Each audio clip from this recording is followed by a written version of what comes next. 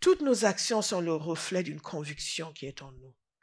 Tout ce que nous faisons reflète ce que nous pensons réellement. Et ce que nous ne faisons pas reflète ce que nous ne pensons pas.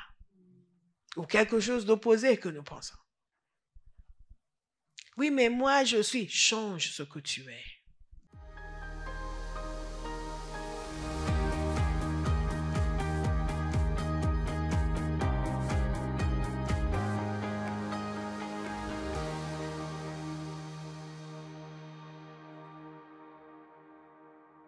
Que le cri de nos cœurs soit toujours de vivre la gloire de Dieu, non pas comme une expérience extérieure qui nous bénit momentanément, mais une expérience quotidienne parce que nos cœurs sont connectés au cœur de Dieu et Dieu trouve plaisir à se manifester continuellement dans nos vies et dans notre cœur. J'ai dit il y a quelques semaines, en jeudi soir, que Jésus veut reprendre son Église, veut redevenir le personnage central de l'Église et que sa cause redevienne la cause de son Église, que ses désirs redeviennent les désirs de son Église. Il s'est trouvé des époques, dans des siècles et dans des générations et dans des années passées, où l'Église était obsédée par ce qui était cher au cœur de Dieu. Mais nous sommes dans une période où l'Église est obsédée par elle-même, à son bien-être, à sa délivrance, sa percée, sa carrière, son succès, son orgueil, même ses bâtiments et toutes les choses qui sont terrestres, alors que Dieu a d'autres préoccupations.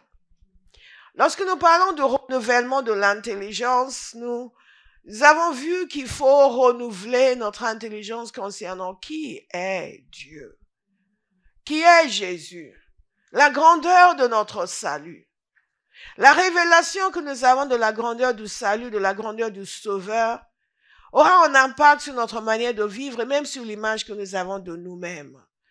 Pourquoi tant de discours de motivation pour les chrétiens? Parce que les chrétiens ne savent pas qui est leur sauveur et par conséquent ne savent pas ce que c'est que d'être sauvé par ce grand sauveur. Lorsque nous comprenons la grandeur du sauveur, nous comprenons la grandeur du salut, nous comprenons la grâce que c'est d'être né de Dieu. Le fait d'être né de Dieu prend tout son sens. Et nous sommes attardés longuement sur cela. Je n'avais pas vraiment l'intention d'enseigner ce matin. Je m'étais dit de temps en temps, je ne vais pas enseigner, je vais laisser la place uniquement au témoignage. Mais ce matin, à 3 heures du matin, le Seigneur m'a réveillé. Il m'a réveillé, il a commencé à me parler dans mon esprit, à m'agiter dans mon esprit, donc j'ai écouté. Et quand finalement je me suis levée de mon lit, je savais qu'il se passait quelque chose dans ma tête, dans mon esprit et que je devais télécharger. Au fur et à mesure, j'ai commencé à télécharger. Et j'ai vu la connexion en réalité avec tout ce que nous sommes en train de voir depuis quelque temps et ce que le Seigneur nous a dit aussi au début de ces 3 jours. Et si nous voulons réellement renouveler totalement notre intelligence, nous devons renouveler notre intelligence sur ce que Dieu veut. La parole que nous avons eue au tout début de ce jeûne, c'est que Dieu voulait imposer sa volonté. Il voulait établir son règne et imposer sa volonté. Dans cette maison et dans la vie de chaque personne. Et ceux qui ont participé ont pu faire des prières dans ce sens. Et je crois peuvent témoigner du fait qu'il y a un progrès dans ce domaine-là. Le témoignage de Olive, par exemple, est très parlant. Le tout, c'est de continuer, n'est-ce pas? Ce n'est pas juste de faire cette prière en une fois, c'est de continuer dans ce que Dieu a établi à l'intérieur de nous. Parce que quand nous laissons l'ennemi prendre possession de nos sens, de notre imagination, de nos désirs, de nos choix, nous ne pouvons pas vraiment fonctionner comme Dieu le veut. Il est essentiel, comme je l'ai dit depuis le début, de comprendre que ce que Dieu va faire avec votre vie est intimement lié à ce que vous faites avec votre intelligence. Beaucoup de gens ne font que constater l'état de leur intelligence et s'en tiennent à ça. Attendre que ça change pour pouvoir faire ce qu'ils sont censés faire. Les gens vont vous dire, oui, mais moi je pense, moi ma manière de penser c'est, ils vont dire quelque chose qui est contraire à la volonté de Dieu et ils s'en tiennent là. Dès lors où c'est comme ça qu'ils pensent que bon, ils ont le droit de continuer à vivre selon ce qu'ils pensent. Mais nous ne sommes pas censés vivre selon ce que nous pensons. Nous sommes censés changer ce que nous pensons pour correspondre à ce que Dieu pense et ensuite vivre selon ce que Dieu pense. Ça, c'est ce que Dieu a décrété pour l'être humain. Fonctionner autrement, c'est fonctionner dans la désobéissance et fonctionner dans la rébellion. Ça va conduire à des actions, des attitudes, des choix qui vont nous éloigner de ce que Dieu veut et qui vont faire en sorte que toute notre vie serait en gâchis. La seule chose qui va compter lorsqu'on va se tenir devant le Seigneur, c'est la manière dont nos vies ont correspondu à la volonté de Dieu. Donc le Seigneur est venu nous parler d'imposer sa volonté. Et ceux qui étaient sages s'y sont soumis. Mais Seigneur, je veux. Et nous avons fait toutes ces prières. Mais nous ne nous arrêtons pas à ces prières parce que pour que la volonté de Dieu soit établie et imposée en nous, il est essentiel pour nous de renouveler notre intelligence sur ce que Dieu veut. Alléluia. Alléluia. Renouveler notre intelligence sur ce que Dieu veut. La parole de Dieu nous dit ceci. Nous allons voir un certain nombre de choses rapidement et nous viendrons aussi sur Ésaïe 62 et également sur Exode 25 parce que Dieu ne parle jamais dans des généralités. Jamais dans des généralités. Il y a toujours une concrétisation de toute parole. Dieu n'est pas dans le fonctionnement théorique. Tout ce qui est théorique a son application pratique. À chaque fois que vous recevez un message, et ensuite, par conséquent. Donc, il y a la dimension de la prière, ensuite la dimension de la parole.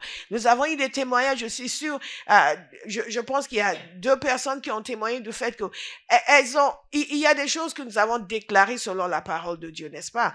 Et donc, quand une autre situation s'est présentée, elles ont réagi en affirmant ce que la parole de Dieu dit. Vous commencez à voir ce que c'est le renouvellement de l'intelligence, n'est-ce pas? Vous commencez à voir ce que c'est le renouvellement de l'intelligence. Elles n'ont pas succombé à la pensée qui est venue. Elles ont décidé de la changer pour qu'elle corresponde à la parole de Dieu. Ça, c'est une démonstration pratique de ce que nous sommes censés faire en continu. Et plus la parole nous pénètre, plus instinctivement, nous allons penser comme Dieu pense. Alléluia. En fait, c'est simple et c'est mathématique, c'est très logique. Simplement, les gens n'engagent pas le processus. Nous allons engager le processus et rester dedans. Donc, quand nous voulons renouveler notre intelligence sur ce que Dieu veut, j'avais enseigné une fois sur le sens de l'existence et je sais que ça a particulièrement frappé notre demoiselle à côté de la porte. Elle a, dans une de ses prières en matin, elle a parlé de le sens de l'existence. Et beaucoup de gens ne pensent pas au sens de l'existence. Ils pensent uniquement aux besoins de l'existence. Mais les besoins que nous constatons peuvent être liés à des choses qui ne sont même pas liées au sens de l'existence.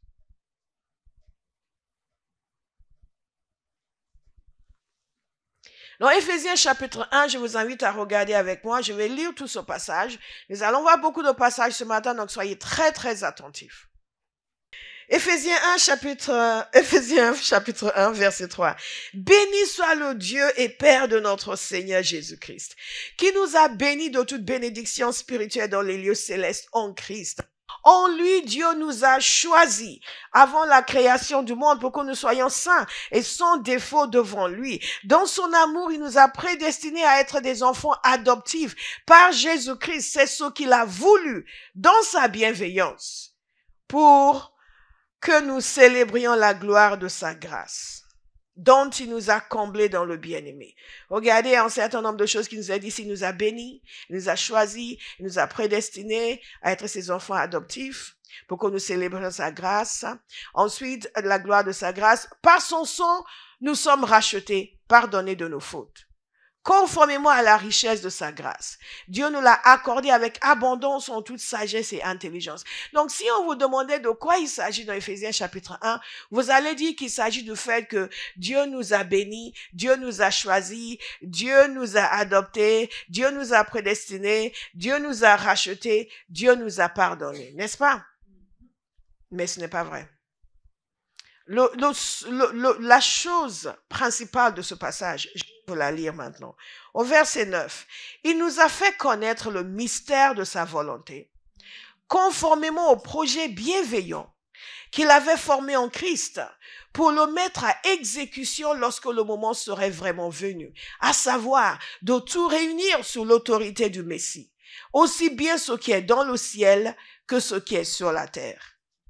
En lui, nous avons été désignés comme héritiers, ayant été prédestinés suivant le plan de celui qui met tout en œuvre, conformément aux décisions de sa volonté, pour servir à célébrer sa gloire, nous qui avons par avance espéré dans le Messie, et ainsi de suite. En réalité, caché entre ces versets qui parlent de nous, est le cœur même du plan de Dieu. Qu'est-ce que Dieu veut? Et il nous a dit ici, ce qu'il veut, c'est de tout réunir sous l'autorité de Christ. Tout. Ce qui est dans le ciel et ce qui est sur la terre. Ça, c'est le plan de Dieu. Ça, c'est la destination. Ça, c'est l'objectif final. Et c'est pour ça que nous sommes sauvés. Nous sommes rachetés. Nous sommes adoptés dans sa famille. Nous sommes nés de nouveau. Et nous aussi, nous faisons partie de ce tout qui sera réuni sous l'autorité du Christ. Est-ce que vous me suivez? Vous n'êtes pas content. Vous voulez que je dise, le seul objectif de Dieu, c'est que vous soyez bénis, que vous soyez rachetés. Non, non, non. L'objectif de Dieu, c'est d'amener toutes choses sous l'autorité du Christ. C'est pour cela qu'il a dit, que Jésus nous a appris à prier que ton règne vienne. L'objectif de Dieu, c'est que tout vienne sous son autorité, de régner sur tout. Tout ce qui est sur la terre, dans les êtres humains, vous et moi, et tout ce qui est au ciel. Toutes les puissances, toutes les autorités, toutes les forces, toutes les principautés, tous les êtres humains, toute la terre, tout réuni sous l'autorité de Christ. Alléluia. Alléluia. Alléluia. Et si je m'arrête là, j'ai déjà bien prêché. Et vous allez maintenant examiner votre pensée pour dire, est-ce que c'est la pensée que j'ai? On peut, comme nous avons vu vendredi soir, notre pensée concernant le retour de Jésus est quasi inexistante. N'est-ce pas? Et sur l'émerveillement concernant le salut, quasi inexistant. Et donc, vous comprenez pourquoi nous disons qu'il faut une réforme dans l'Église. Parce que la pensée que nous avons est aux antipodes de celle que nous sommes censés avoir. Et c'est ce qui explique le fait que Dieu veut certaines choses, les chrétiens veulent autre chose. Et même quand nous disons faire la volonté de Dieu, c'est corrompu par nos désirs et nos méthodes et nos aspirations. Mais Dieu veut purifier son Église. Est-ce qu'il y a quelqu'un qui va se laisser purifier? Purifier nos pensées, purifier nos ambitions, purifier notre imagination, purifier nos désirs pour être pleinement en harmonie avec lui. Donc le renouvellement de l'intelligence, c'est de vouloir ce que Dieu veut. Vouloir que tout soit réuni sous l'autorité de Christ. Vouloir que tout soit assujetti à Jésus. À commencer par nos propres vies et nos propres pensées. Reconnaître que le plan de Dieu n'est pas le salut individuel uniquement. Le plan de Dieu, c'est que tout vienne sous l'autorité du Christ. Alléluia. Certains regardent comme s'ils n'ont jamais entendu ça de leur vie. Et c'est possible. Sous l'autorité de Christ. Et dans ce grand plan de Dieu, nous voyons différentes choses que Dieu dit. La parole de Dieu nous dit, par exemple, qu'il désire que tous les hommes soient sauvés. Si nous allons épouser la pensée de Dieu, nous allons penser comme il pense, vouloir ce qu'il veut. Dieu veut que tous les hommes soient sauvés. Dieu veut que tout soit réuni sous l'autorité de Christ. Dieu ne désire qu'aucun homme ne périsse. Et Dieu veut glorifier son Église. Il veut bâtir son Église. Jésus dit, je bâtirai mon Église. Ce qui veut dire, qu'est-ce que Dieu veut? Quelle est ma pensée concernant l'Église? Qu'elle soit bâtie. Quelle est ma pensée concernant l'Église? Qu'elle soit bâtie. Non pas qu'elle s'occupe de moi, qu'elle veille sur moi, qu'elle ceci. Souvent les gens disent, je vais venir dans votre Église, j'espère que vous vous occupez bien des gens. Hein? Et moi je me dis, pour vous qu'ils ne viennent pas. Hein? Parce que ça veut dire que dès qu'ils arrivent, ils vont commencer à tout observer. Est-ce qu'ils s'occupent de moi? Si quelqu'un leur dit bonjour, c'est comme ça qu'on dit bonjour aux gens ici. Ils ne s'occupent pas des gens. Hein?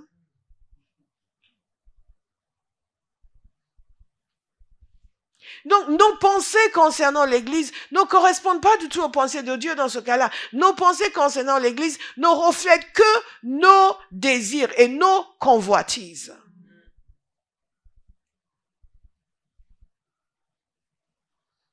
Et parfois, en tant que serviteurs de Dieu, nos pensées concernant l'Église ne reflètent que nos ambitions de grandeur. Si on avait été dans le monde, on aurait été un grand chef d'entreprise, puisque Dieu nous a coupé les ailes, nous a amenés dans le ministère. Il faut qu'on soit pasteur d'une grande église.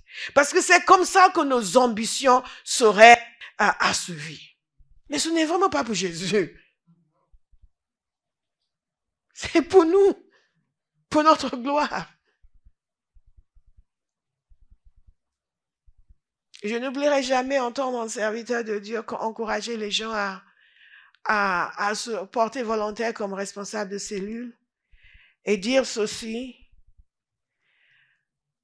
et les encourager à le faire en leur disant vous aurez de l'ascendant sur les gens. Je n'ai jamais oublié cette phrase. Je me souviens, j'étais profondément choquée.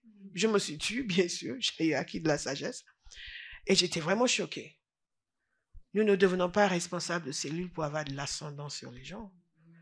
Nous devenons responsables de celui pour servir les gens, pour les aider, pour les amener à grandir spirituellement, à eux aussi devenir serviteurs. Ce n'est jamais pour pouvoir être un petit chef. Et il y a beaucoup de personnes, surtout de jeunes hommes, que l'on attire dans le ministère en leur donnant l'impression qu'ils vont être de petits chefs. Ils vont être des responsables. Et j'en connais pas mal de jeunes hommes à qui, dans des endroits, ils ont encore fait des responsabilités, mais qui sont accros à des péchés inavouables, qui m'ont avoué. Mais puisque on fait appel à des pensées charnelles, aux désirs charnels, parce que ce n'est pas évident d'amener les gens à voir la pensée de Christ. Il y a une dimension de parole, d'insistance, de prière pour que ce renouvellement de l'intelligence soit fait. Donc, on prend un raccourci. Parce que nos propres ambitions, de toute façon, sont charnelles. Donc, on prend un raccourci pour amener les gens à juste épouser. Bon, il y a un vernis. Mais Dieu veut des gens qui pensent comme lui. Aucune œuvre n'est durable si le fondement n'est pas Christ lui-même. Elle n'est pas durable. Peu importe ce dont elle a l'air aujourd'hui ou ce dont elle pourra avoir l'air demain, si nous bâtissons cette église autour du charisme de pasteur Bola et de ses dons prophétiques et nous donnons, et j'élève des gens autour de moi qui sont orgueilleux comme ce n'est pas permis parce que eux aussi ils ont le micro et toutes ces choses superficielles et charnelles, ça va tenir en temps. Mais le jour où l'ennemi va décider de s'occuper de nous, nous allons nous rendre compte qu'en réalité, Dieu n'est pas avec nous.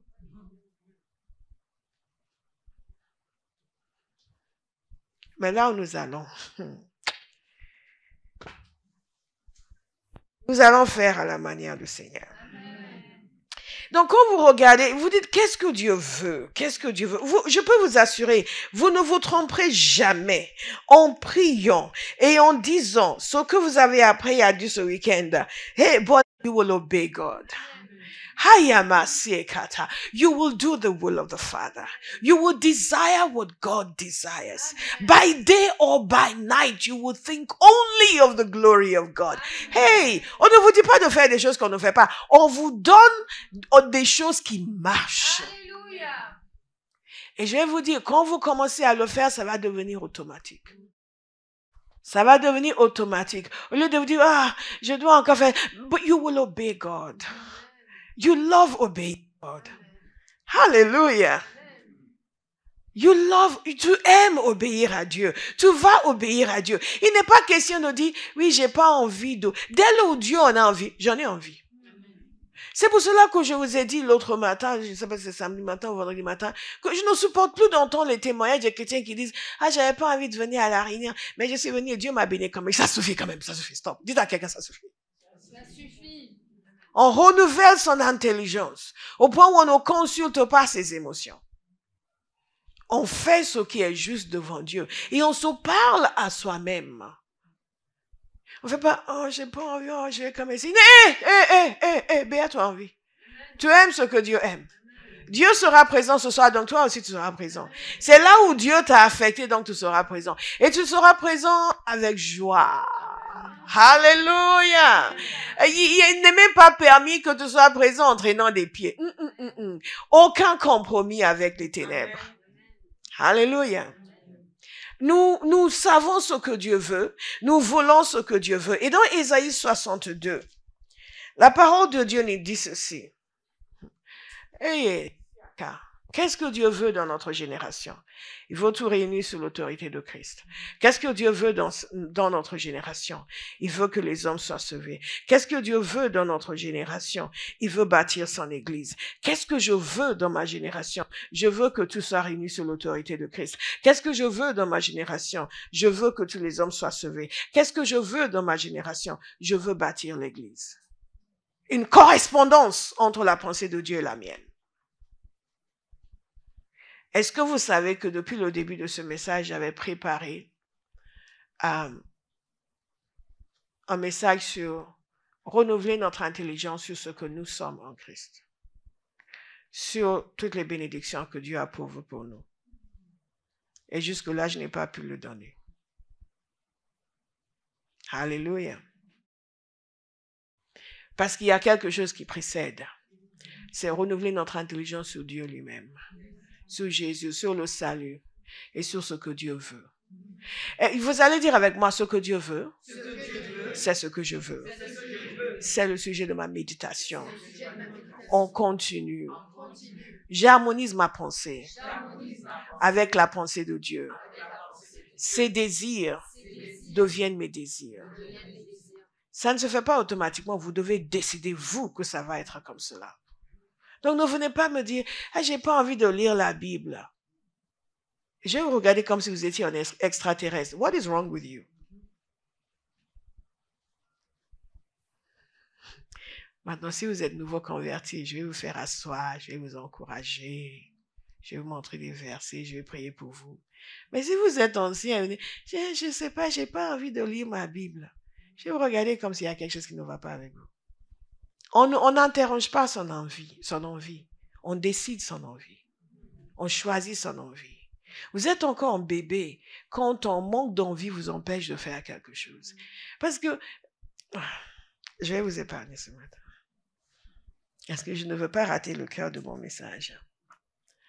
En réalité, le titre de ce message, c'est « Penser comme Dieu pense » ou « Le péché de l'indifférence ». Quelqu'un a compris. Pour l'amour de Sion, je ne me tairai point. Pour l'amour de Jérusalem, je ne prendrai point de repos, jusqu'à ce que son salut paraisse comme l'aurore et sa délivrance comme un flambeau qui s'allume. Dieu, le cœur de Dieu, c'est pour son peuple. De même, aujourd'hui, nous pouvons dire que le cœur de Dieu, c'est pour son Église. Le cœur de Dieu, c'est pour son œuvre. Le cœur de Dieu, c'est que aucun homme ne périsse. Et pour cela, il continue d'agir. Il continue de susciter des hommes. Il continue de parler au cœur des hommes. Il ne sautait pas non-stop, il continue d'éveiller la conscience des hommes. Il continue, même avec notre surdité, on continue de mettre les gens sur notre chemin tous les jours. Parce que l'agneau qui a été immolé doit recevoir la récompense de ses souffrances. Il y a un empressement qui est sur le cœur de Dieu, qui doit être sur le cœur de son Église. Pensez comme Dieu pense. Renouvellement de l'intelligence, c'est de détecter quelles sont les émotions de Dieu. Qu'est-ce que Dieu aime? Qu'est-ce que Dieu déteste? Qu'est-ce que Dieu veut? Qu'est-ce qu'il dit dans sa parole concernant ses désirs, ses plaisirs, ses ambitions, ses objectifs? et nous en imprégner pour que nous puissions les partager. Nous en imprégner, pas juste dire, moi j'ai pas ça. Hein. Non, on sait que tu n'as pas ça, parce que tu es sorti des ténèbres, et là tu as été configuré de façon contraire à la pensée de Dieu. Mais maintenant, il faut se reconfigurer soi-même. Soyez transformés, Romains 12, notre passage, par le renouvellement de votre intelligence. Donc, ce n'est pas juste, oui, bon, je sais que je suis censé, mais je n'ai pas envie. Non, je vais dans la parole de Dieu et je regarde, je médite sur ce que Dieu dit. Il dit, je veux en faire un sujet de gloire. Et moi aussi, je dis, oui, tout ce que Dieu veut transformer en sujet de gloire, moi aussi, je veux transformer en sujet de gloire. Je vous assure, la communion de pensée entre nous et Dieu, c'est la chose la plus importante de notre existence. Si vous priez beaucoup et vous ne pensez pas comme Dieu, vous passez à côté. Vous passez à côté.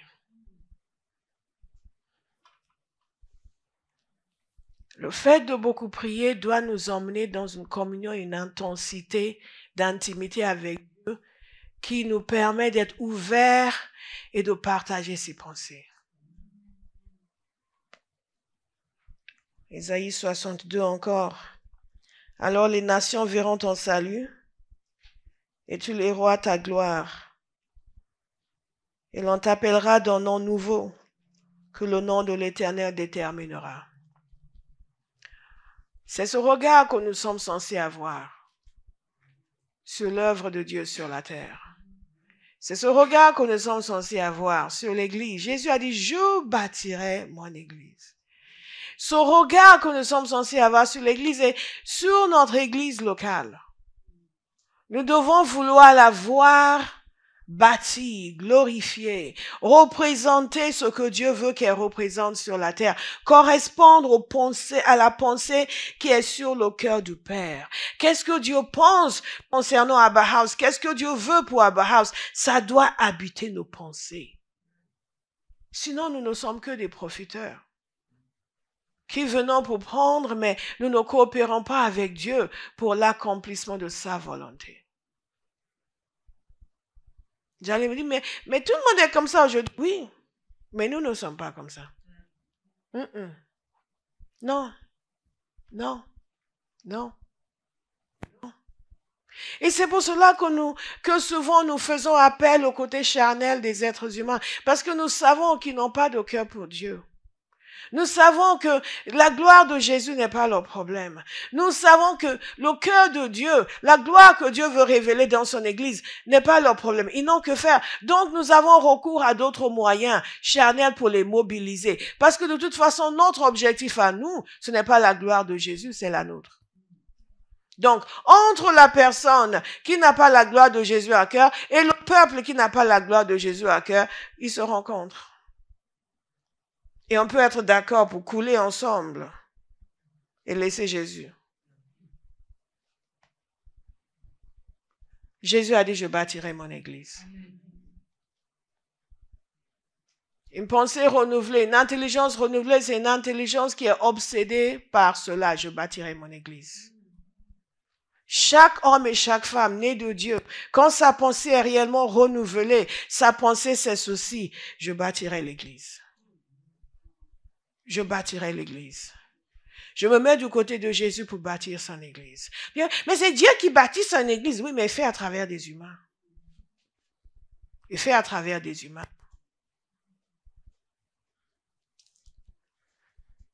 Nous devons renouveler notre intelligence pour ressentir ce que Dieu ressent. Savoir qu'est-ce qui est sur son cœur, qu'est-ce qu'il aime. La parole de Dieu nous dit qu'il a tant aimé le monde, qu'il a donné son Fils unique afin que quiconque croit ne périsse point, mais qu'il ait la vie éternelle. Donc, Dieu a aimé le monde et il s'est donné. Et ces mêmes sentiments doivent nous habiter. Nous devons méditer cela jusqu'au point où nous aussi nous nous donnons pour que le monde soit sauvé. Ce n'est pas nous nous efforçons parce que j'ai pas envie, mais j'ai comme non, nous changeons nos envies. Et vous savez, Ephésiens 2, 4 nous dit ceci, mais Dieu est riche en compassion à cause du grand amour dont il nous a aimés. Et nous aimons lire cela, n'est-ce pas? Nous qui étions morts en raison de nos fautes, il nous a rendus à la vie avec Christ. Et nous aimons ces passages, n'est-ce pas? Oh, il nous a aimés dans grand amour. Mais est-ce que vous savez qu'il ne vous a pas aimé dans grand amour en tant qu'Église? Il vous a aimé dans grand amour en tant que pécheur. Il ne nous a pas aimés dans grand amour parce que nous sommes des chrétiens. Il nous a aimés dans grand amour lorsque nous étions perdus. Parce que là, il nous a parlé du fait que nous qui étions morts en raison de nos fautes, il nous a rendus à la vie avec Christ. C'est par grâce que vous êtes sauvés. En fait, ce salut est le résultat du grand amour dont il nous a aimés quand nous étions dans le monde. Donc, nous pouvons dire aujourd'hui que tous les gens qui sont perdus, il les aime dans grand amour. Question, est-ce que vous les aimez dans grand amour? Le renouvellement de l'intelligence, c'est apprendre ce que Dieu veut et partager ses désirs. Qu'est-ce qu'il aime? Qu'est-ce qu'il déteste? Pourquoi nous avons autant de chrétiens qui s'adonnent au péché? Surtout aujourd'hui, quand c'est tellement facile de pécher tout seul chez soi. Pourquoi un chrétien s'adonne si facilement au péché? Parce que son intelligence n'est pas renouvelée pour détester ce que Dieu déteste. Nous ne disons pas qu'il ne doit pas être tenté. Non, la tentation peut venir. Mais quand notre intelligence est renouvelée pour voir ce que Dieu déteste, qu'il est le péché, vous préférez mourir plutôt que de faire certaines choses.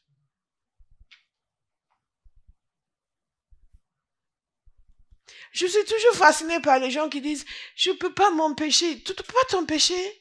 Oui, parce que cette femme m'a tenté. Mais non, non, c'est faux. C'est faux. C'est faux.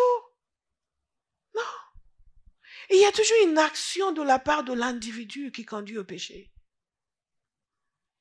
Il y a toujours une action de la part de l'individu qui conduit au péché. Et quand la pensée de Dieu ne nous domine pas, la pensée de la chair va nous dominer. Qu'est-ce que Dieu veut? Qu'est-ce que Dieu aime? Dieu veut honorer son Église. Dieu veut glorifier son Église. Dieu veut bâtir son Église. Il dit ceci, tu seras une couronne éclatante dans la main de l'Éternel, un turban royal dans la main de mon Dieu. On ne te dénommera plus délaissé. On ne nommera plus ta terre désolation, mais on t'appellera mon plaisir en elle. Et on appellera ta terre épouse, car l'Éternel met son plaisir en toi et ta terre aura un époux. Comme un jeune homme s'unit à une vierge, ainsi tes filles s'uniront à toi. Et comme la fiancée fait la joie de son fiancé, ainsi tu feras la joie de ton Dieu. C'est cela qui doit habiter nos pensées. Vous êtes établis quelque part dans une assemblée. Vos pensées doivent être habitées par ce que Dieu veut faire dans cette assemblée. Vous devez être obsédé par la part que vous devez y prendre. Quel est mon rôle? Qu'est-ce que je dois faire? Comment je vais y contribuer? Ce n'est pas je viens un peu parce que si je viens pas, on va me dire où est-ce que je suis. Mais non, je suis toujours là le dimanche. On n'est pas sauvés pour être des chrétiens du dimanche. Ça, c'est ce que nous étions lorsque nous étions dans le monde et lorsque nous étions dans nos églises traditionnelles, où il n'y avait pas la lumière de l'évangile et le feu du Saint-Esprit.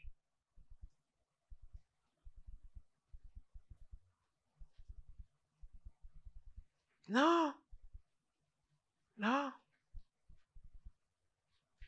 Tu seras une couronne éclatante.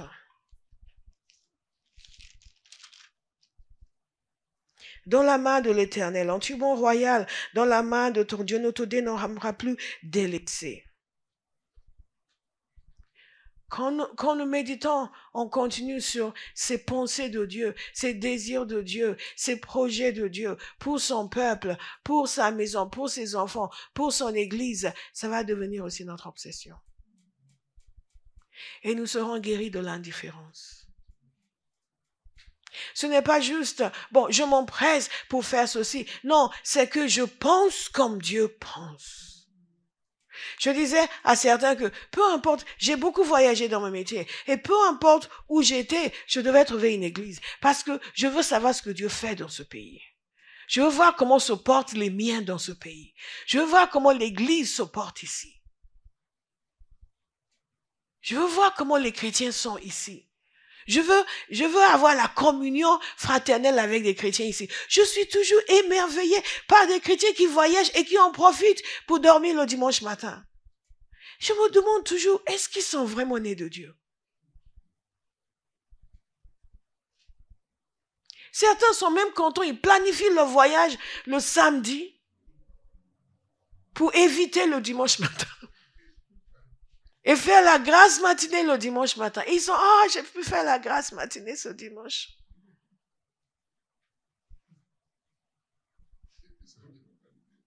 Je suis en train de nous dire à quel point parfois nos pensées sont éloignées des pensées de Dieu.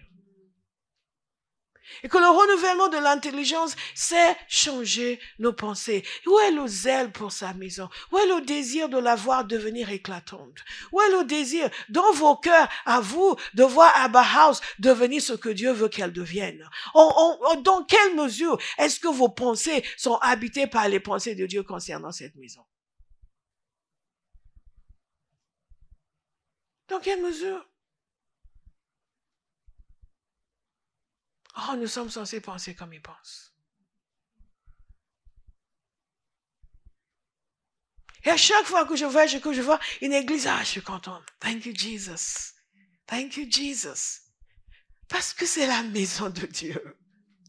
Nous sommes des gens de la maison de Dieu. Les gens de toute ethnie, de toute tribu, de toute langue. Tous des gens de la maison de Dieu. Et cette conscience doit nous habiter pleinement.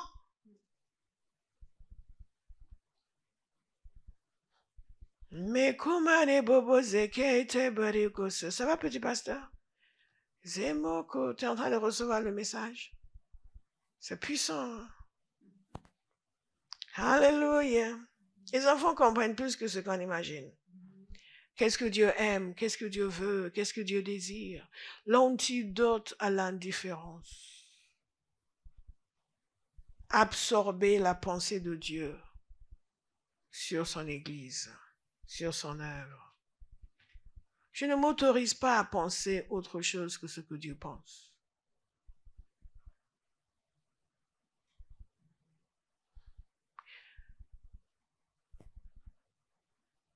J'ai été par le passé en contact avec des gens qui ne m'ont pas fait du bien, qui n'ont pas fait le bien vis-à-vis de moi. Mais j'étais en mesure quand même de discerner le cœur de Dieu pour eux et d'honorer ce que Dieu avait prévu pour eux, indépendamment du mal que eux m'avaient fait. Parce que le juge de toute chose, ce n'est pas moi, mes sentiments, mes émotions. Je ne compte pour rien. Le juge de toute chose, c'est les désirs de Dieu. Oh, beaucoup de gens, même dans une église où ils ont été bénis, vont se constituer en juge parce qu'il s'est passé quelque chose qu'ils n'ont pas aimé. Et ils vont devenir médisants, méchants, désagréables. Ça, c'est des gens qui n'ont aucune révélation de l'église. Je préfère que vous pensiez du mal de moi plutôt que vous pensiez du mal de l'église.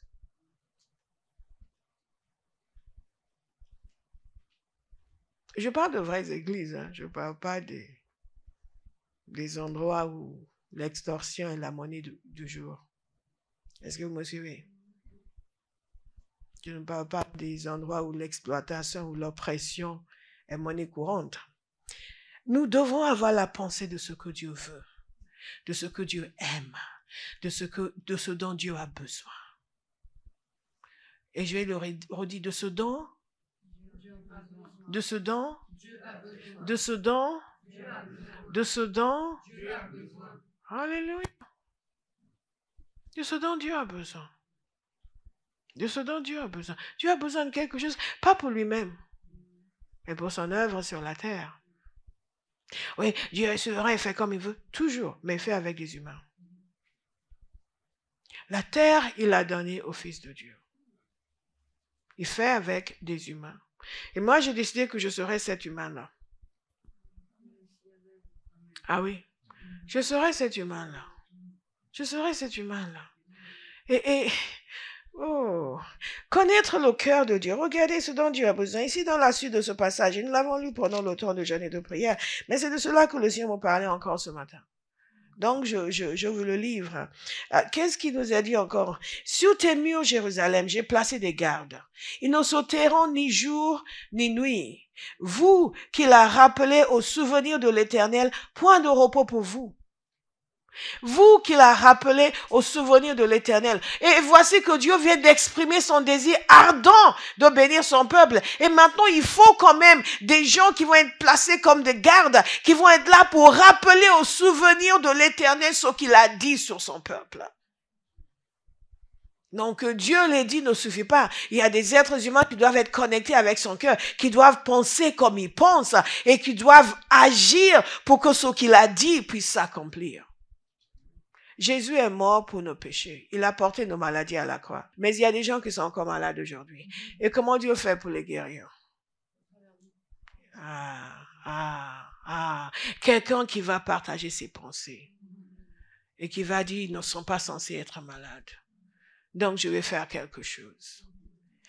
Abba House, je vais faire quelque chose. Tout ce qui, dans l'Église, ne correspond pas à la volonté de Dieu. Il cherche un homme et une femme qui va dire, je vais faire quelque chose.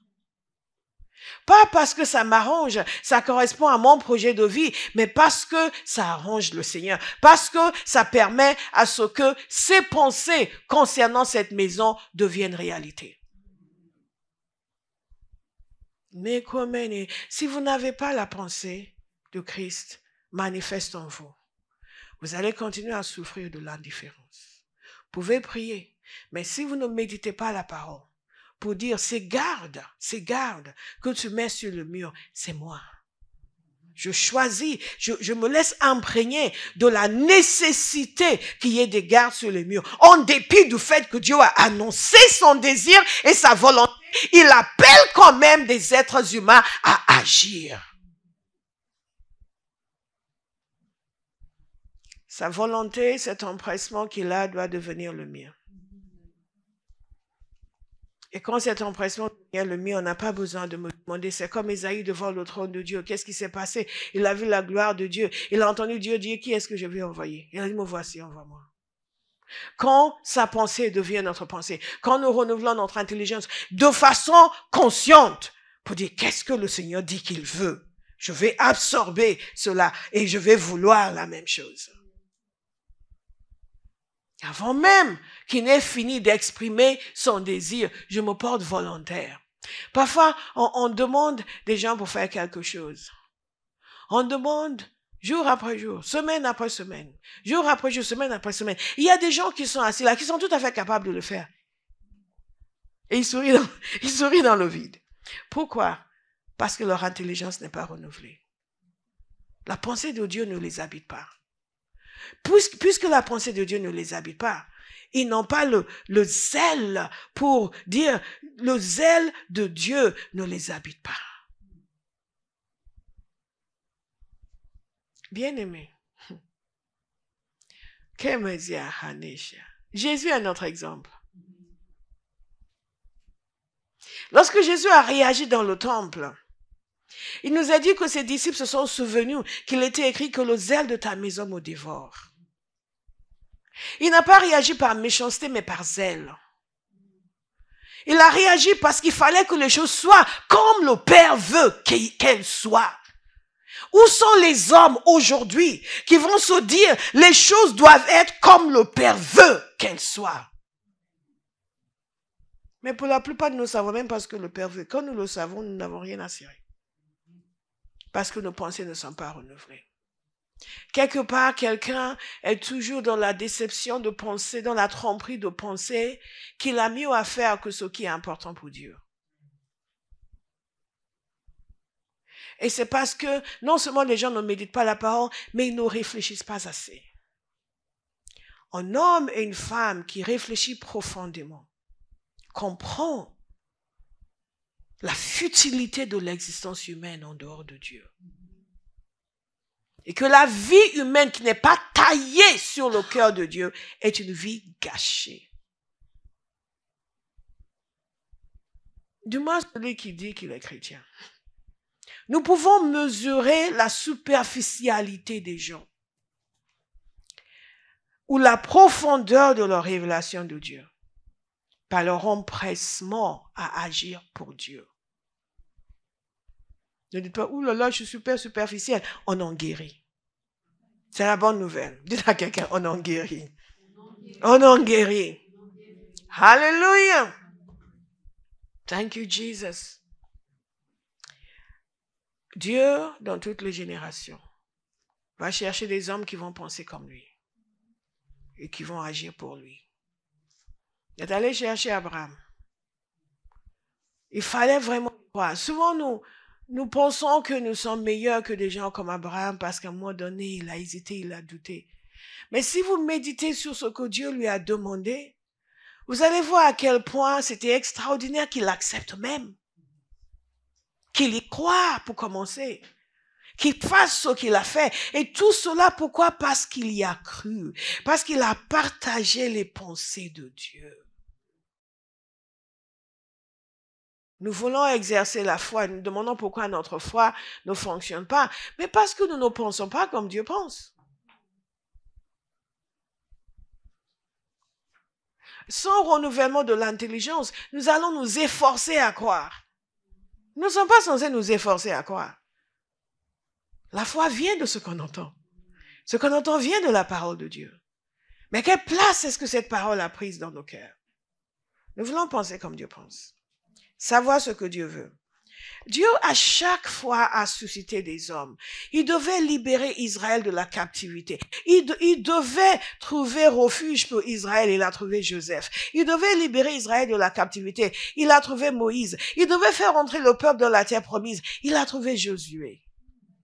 Alléluia. Il devait sortir le peuple de l'idolâtrie. Il a trouvé Samuel. Toujours des hommes qui partagent ses pensées, qui détonnent dans leur génération et qui pensent comme Dieu pense. Toujours. Je ne sais pas quelle est cette manie parmi les chrétiens de ressembler à des frères et sœurs, des amis rétrogrades, des amis charnels. Des amis qui n'ont pas de profondeur dans les choses de Dieu. On veut rester. Je préfère être seul que d'être entouré de chrétiens qui n'ont pas de cœur pour Dieu. Ah, quelqu'un dit, ah oui, mais il faut que je lâche tous mes amis. Lâche-les. Ou tu les lâches ou tu lâches ta destinée.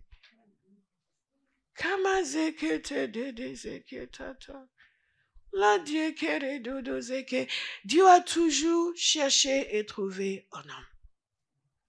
Toujours. Pour prophétiser le retour de la captivité, il a trouvé Jérémie. Un homme qui, même avant la captivité, leur disait c'est inéluctable, mais il voyait déjà le retour. Qu'est-ce que vous voyez? Il voyait déjà le retour et il prophétisait déjà le retour. Et Dieu était en mesure de lui dire, va acheter un terrain. Il dit, mais Seigneur, nous allons partir en captivité. Et tu me dis encore d'aller acheter. Et Dieu lui dit, dans cette ville, dans ce lieu, ils vont encore planter. Il lui annonce ce qui va se passer 70 ans après. Un homme qui partageait les pensées de Dieu. Abba House, what is wrong with us? Parce que nous avons l'esprit de l'Éternel. Et comme je vous ai dit, la manière dont les gens réagissent vis-à-vis des choses de Dieu me montre le degré de proximité avec Dieu. Parce qu'on peut se tromper, mais le Saint-Esprit est là pour nous dire, Mais c'est inquiétant que des gens n'entendent pas le Saint-Esprit. C'est très inquiétant. Nos pensées ne sont pas renouvelées. Et souvent, il va venir nous dire, enfin, non. Oh non. Ah, je sentais que, mais non, je savais pas. Parfois, les gens témoignent du fait que Dieu leur disait quelque chose, mais ils ont dit, non. J'ai dit, wow. Comme ça, à Dieu. Non. Il trouve toujours un homme pour les ramener de la captivité. Il a même trouvé un roi païen, Cyrus. Il a trouvé des Néhémies pour rebâtir. Il a trouvé des Esdras. Toujours des hommes dans leur génération qui ont choisi de penser comme Dieu. Toujours dans chaque génération. Il a trouvé Jean-Baptiste. Jean-Baptiste n'a pas dévié de sa destinée. Sa venue a été annoncée et il est resté sur le chemin. Et il était tellement différent des gens de sa génération. Il y a une des grandes prières que le Seigneur m'a conduite à prier dans ma jeunesse, dans la foi. Que je n'ai pas peur de détonner. Jamais intimidé, jamais vouloir être avec la foule, toujours vouloir être avec Dieu.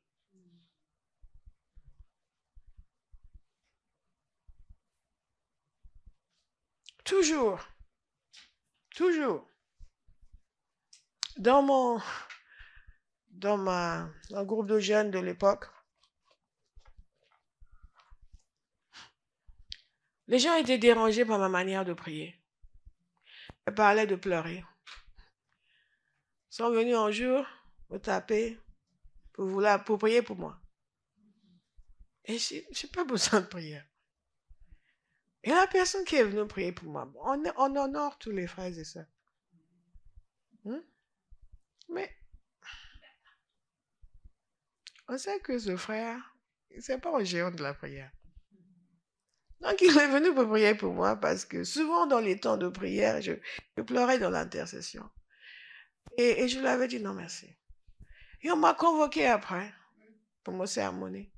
On m'a dit que je n'ai pas été gentil avec le frère parce que je ne l'ai pas laissé prier pour moi. Je dis mais je n'avais pas besoin de prière. Je ne pensais pas que j'étais méchante. Oui, parce que la manière dont tu pleures dans l'intercession, dans la prière, on pense que... Ah bon, vous pensez que j'ai un démon, ok. C'est la réalité. Hein? Ils ne comprennent que dalle. C'est pour ça que quand je vois des gens qui n'aiment pas prier, je me dis, who did this to you? Parce que nous, dans notre jeunesse, on voulait prier. Dès on voulait prier qu'on trouvait même qu'on en faisait trop. Ce sera le témoignage des jeunes de Abba House. Amen. Alléluia. L'huile coule de la tête. Amen. Dans chaque génération, Dieu cherche des gens qui vont épouser sa cause. Et l'indifférence est un péché. L'indifférence est un des pires péchés qu'un chrétien peut commettre. Parce que c'est un péché d'irrévérence. L'indifférence envers le cœur de Dieu, les plans de Dieu, les projets de Dieu est un péché d'irrévérence. C'est un manque de révérence et de respect envers le Seigneur. Souvent, nous voyons des péchés comme « Oh, il a quitté sa femme! Oh, il est allé avec une fille! Oh my God! » Pendant que nous sommes là indifférents. Et en nous croyant justes.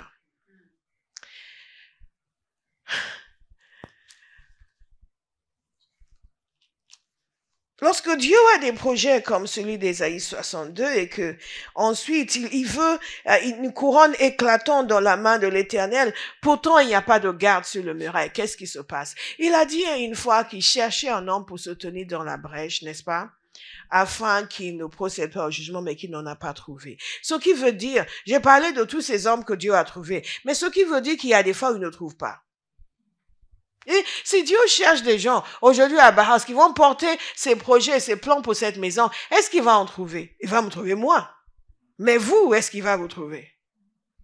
Soyons francs. Est-ce que Dieu va vous regarder aujourd'hui pour dire ça, c'est des gens en qui je peux avoir confiance pour porter mon œuvre? Ou est-ce qu'il va vous taxer de péché d'indifférence? Je ne sais pas pourquoi vous vivez en fait. Je ne sais pas pourquoi vous vivez. Et le grand péché des gens le grand problème des gens qui ne prient pas, c'est qu'ils se privent de la présence de Dieu. Ils se privent de la conscience de Dieu. Ils se privent de cet attendrissement de cœur que Dieu fait dans sa présence, qui nous rend sensibles à lui. De telle sorte que quand nous méditons des passages comme celui-ci, c'est comme si on mettait un couteau à l'intérieur de nous et nous nous sentons « Ah !» Il y a un passage dans Abdias où Dieu parle à Édom, les descendants d'Ésaü, le frère de Jacob, qui devraient être des amis d'Israël, parce que ce sont des frères, ce sont des peuples frères, mais qui étaient des ennemis d'Israël. Et il y a un moment donné, le prophète prophétisait contre ce peuple. Vous allez voir, tous ces livres de prophétie sont adressés à Israël là, et ici et là, il parlait d'autres peuples. Mais ce livre-ci est adressé à Édom. Et il parlait à ce peuple. Et une des choses qu'il leur reprochait, c'était que quand les ennemis sont venus contre Israël, ils étaient là présents. Et une autre traduction, dans les Bibles en anglais, c'est ceci, ils se sont tenus à l'écart. En d'autres termes, ils ne sont pas intervenus. Ils ont été coupables du péché de l'indifférence. Et à cause de cela, il a prononcé le jugement sur eux. Mais il ne s'est pas arrêté là. Parce que puisqu'ils se sont tenus à l'écart, après ils y ont participé. Après eux aussi, ils ont condamné, ils ont jugé et ils ont fait du mal. Nous avons tendance, nous, dans l'église, à juger des gens qui sont à l'extérieur. Nous sommes indifférents à leur sort. Nous ne voulons pas faire les choses qu'on nous demande de faire pour pouvoir les toucher, pour pouvoir les gagner. Et nous sommes là à dire, oui, mais les gens, ils sont ceci, ils sont comme ça. Mais regardez comment ils vivent. Regardez la débauche. Regardez la pornographie. Regardez les perversions. Et nous nous moquons. Et nous nous croyons meilleurs et supérieurs. Mais Dieu nous a dit d'aller les toucher. Et nous n'avons rien fait. Nous sommes restés indifférents. Il y a un philosophe américain ou anglais, de quelle nationalité est-il, qui disait, ce qu'il faut pour que le mal prolifère, c'est que les gens bien ne fassent rien. Ce n'est pas parce que Satan est puissant ou qu'il est plus agité aujourd'hui qu'il gagne du territoire, c'est parce que les chrétiens sont inactifs. Ce n'est pas l'activité démesurée du diable, c'est l'inactivité des chrétiens. Et nos activités souvent aussi n'ont pas de cible la gloire de Christ, mais la nôtre. L'inactivité. L'inactivité. L'inactivité. Je décide que je ne serai plus jamais coupable d'inactivité. Que tout ce qui est de mon ressort pour que Jésus soit glorifié sera fait. Ah, je ne sais pas pour vous, mais ce sera fait. Comme Dieu a cherché des hommes dans le passé, il cherche encore aujourd'hui des gens qui partagent sa pensée. Jésus a dit, allez et faites des nations des disciples. Qui pense comme ça aujourd'hui? Dans nos églises, qui pense comme ça? Il y a des serviteurs qui pensent comme ça, mais c'est rare de trouver des brebis qui pensent comme ça. Les brebis ne pensent qu'à leur plaisir, à leur satisfaction, à leur maison, à une énième réunion pour les bénir. Et c'est parce que c'est ce que nous avons prêché. À leurs ambitions. Mais combien de gens pouvons-nous trouver aujourd'hui dans l'église que nous pouvons envoyer dans les coins reculés du monde pour aller annoncer l'évangile? Nous n'arrivons même pas à les faire venir à la réunion de prière. Donc nous avons eu recours à des réunions sur Zoom. Parce que c'est trop compliqué pour eux de se déplacer pour venir à l'église. Nous sommes en train de nourrir une génération de pervers spirituels.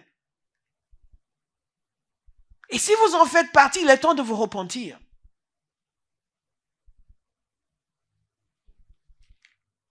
Il est temps de vous repentir.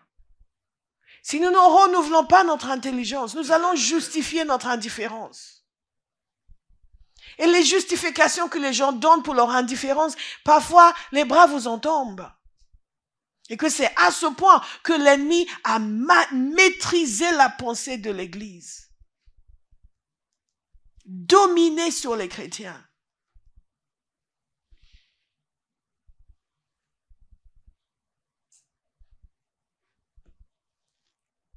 La parole de Dieu nous dit que Dieu veut que les hommes prient en tout lieu.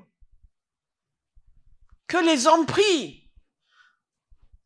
Les réunions de prière, ce n'est pas l'idée du pasteur. C'est Dieu qui veut que les gens prient. C'est Dieu qui nous demande de prier. Donc ce n'est pas facultatif quand vous êtes chrétien. Vous êtes censé prier. Et vous êtes censé être à la réunion de prière. On ne peut pas adopter la pensée de Dieu et ne pas se rendre compte que la prière est nécessaire et même indispensable. Et pour votre vie, pour votre famille, pour vos enfants. Et pour les gens qui sont perdus, qui va sauver le monde qui ne prie pas? Quelle force, quelle puissance est-ce que nous possédons? C'est pour cela que nous avons tout adouci. Nous ne disons plus aux gens qui vont aller en enfer, parce que sinon ils ne viendront pas. Nous ne prêchons plus l'évangile. Nous les faisons venir dans nos clubs et nos shows chrétiens, parce que nous ne prions pas. Nous n'avons pas la puissance pour les amener à changer. Donc nous acceptons leur perversion dans l'église. Nous ne leur disons plus. Nous sommes indifférents au péché. Et il y a des gens qui vont dire, pasteur, et pourquoi le pasteur lui a dit, ah bon, parce qu'il va rester ici et vivre dans l'impudicité, il va rester ici et continuer à coucher avec des filles à droite et à gauche, et le pasteur n'a pas le droit de le reprendre. Nous n'avons pas le droit d'être indifférents au péché. L'église au Corinthe a été reprise parce qu'il y avait un homme qui était dans un péché flagrant dans l'église et ils n'ont rien dit. Et c'est ce que l'église est devenue aujourd'hui. Et vous avez des brebis qui vous menacent de s'en aller si vous parlez de leur péché. Allez-vous-en! Je n'irai pas en enfer avec vous. Nous ne pouvons pas faire l'œuvre de Dieu à notre manière. Nous ne pouvons pas rassembler une multitude de païens et dire que nous faisons l'œuvre de Dieu en disant les choses qui leur font plaisir. Quand vous regardez l'église aux États-Unis aujourd'hui, l'église évangélique qui était un peu comme le flambeau de la chrétienté est tombée totalement dans la rétrogradation.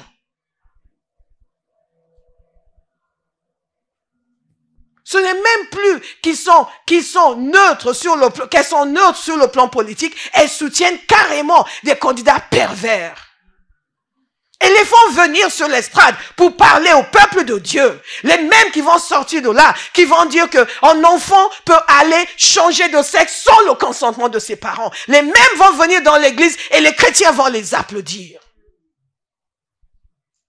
Parce que nous voulons bâtir notre royaume. Nous ne voulons pas bâtir la maison de Dieu.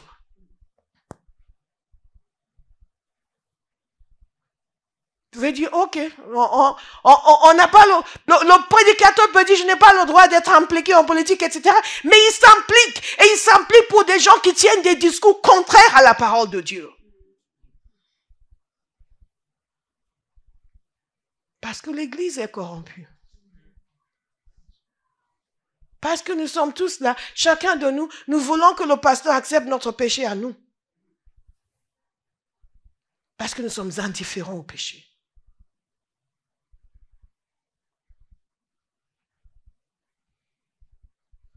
Parce que les pensées de Dieu ne nous habitent pas. Donc tout ce qui est cher au cœur de Dieu, nous sommes indifférents. Nous sommes indifférents. Nous sommes indifférents. Oui, on va aller ici pour annoncer l'évangile. Oh, je ne sais pas si je vais pouvoir venir. Et qu'est-ce que nous faisons d'aussi merveilleux avec notre temps? Nous nous allongeons sur notre canapé. Ou nous regardons des pervers à la télévision. Ou nous écoutons des influenceurs influencés par les ténèbres. Comme je disais l'autre jour, nous ne venons pas à la prière, nous ne nous connectons pas le matin, nous ne venons pas en semaine, mais nous écoutons quelqu'un qui prie en ligne, qui n'a rien à voir avec nous, que Dieu n'a pas envoyé vers nous. Ce n'est pas notre église, ce n'est pas le sanctuaire que Dieu nous a demandé de lui bâtir. Et nous pensons, parce que nous sommes des hédonistes, nous vivons pour notre plaisir, pas pour le plaisir du Père.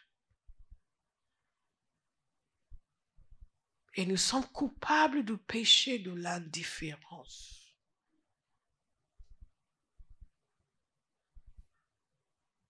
Comment quelqu'un va dire, ah, j'aime ici, on s'occupe des gens. On ne vient pas dans une église parce qu'on s'occupe des gens. On vient dans une église parce que nous avons le témoignage dans nos cœurs que c'est là où Dieu veut que nous soyons. Et c'est là où nous allons le servir. C'est là où nous allons faire sa volonté. Et c'est là où nous allons croître spirituellement. Tout est tourné sur nous parce que nous n'avons pas les pensées de Christ. Oh, ça nous est accessible.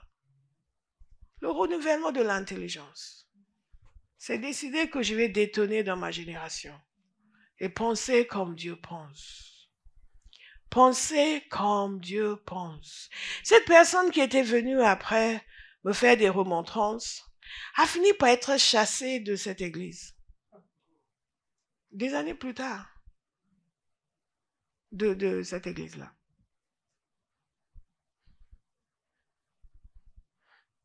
Nous ne sommes pas dans un concours de popularité. Nous ne sommes pas dans un concours de popularité. Donc, il est important pour nous de savoir que Dieu cherche des gens qui vont gagner des âmes. Dieu cherche des gens qui vont travailler pour lui.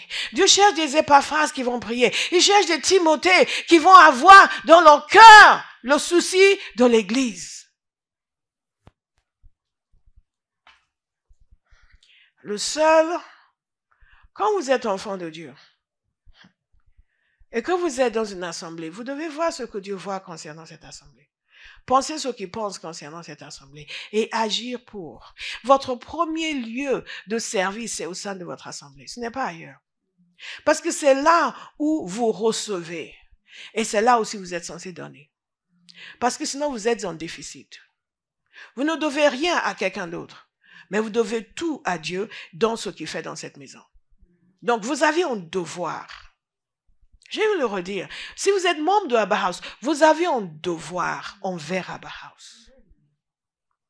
Vous avez un devoir. Si vous avez la pensée de Christ, vous comprendrez que votre devoir premier, c'est dans cette maison. Imaginez que tous les dimanches, je ne suis pas ici, où je fais venir des gens de haute pour prêcher, et je vais ici et là. Je vais prêcher là, à gauche, à droite. Ce n'est que dernièrement que le Seigneur a commencé à me dire que je pouvais m'absenter les dimanches. Depuis que cette maison existe, je n'ai jamais accepté d'aller ailleurs pour prêcher un dimanche matin et vous laisser ici. Pourtant, j'ai la liberté. Qui va me reprendre? Je peux dire, je dois aller là-bas parce qu'il me faut une bonne offrande. Là-bas, ils ne me font pas d'offrande. Donc, j'y vais le dimanche matin quand il y a du monde. Toutes les choses charnelles dont vous êtes capable, j'en suis capable aussi. On a juste décidé qu'on va plaire à Dieu. Qu'on va s'efforcer d'adopter la pensée de Christ et de fonctionner selon son cœur.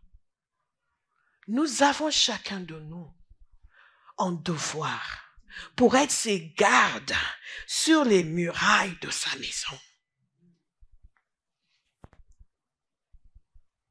Et sinon, nous sommes coupables de péché d'indifférence. Et si vous en êtes coupable, décidez que c'est fini. Ce péché-là, vous y renoncez. Dans Exode 25, qu'est-ce qu'il nous est dit? J'arrive vers la fin, je pense. Il nous a dit, l'Éternel parla à Moïse et dit, parle aux enfants d'Israël qu'ils m'apportent une offrande, vous la recevrez pour moi de tout homme qui la fera de bon cœur. Est-ce que vous voyez? Tout homme qui la fera de bon cœur, ce qui veut dire que ces gens doivent partager les pensées de Dieu.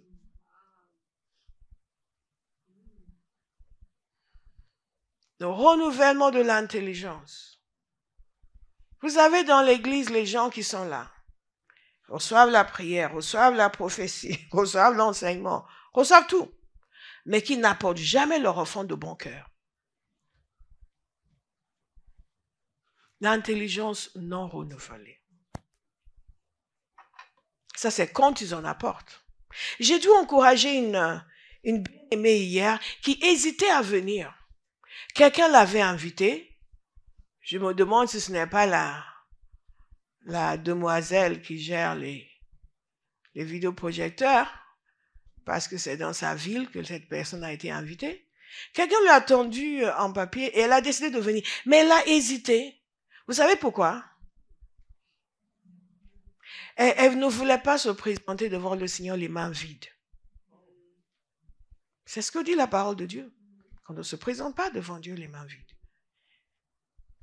Elle a hésité. Ça, c'est quelqu'un qui a compris quelque chose. Mais je suis contente qu'elle soit venue. J'ai dit, non, vous venez comme vous êtes. Vous venez comme vous êtes. Comme vous êtes. Que vous ayez, que vous n'ayez pas, vous venez. Mais il y a des gens qui sont capables de venir dans un endroit dimanche, après dimanche, après dimanche, après dimanche, après dimanche, et n'ont toujours pas la pensée de Dieu. À ce niveau-là. Toujours pas la pensée de Dieu.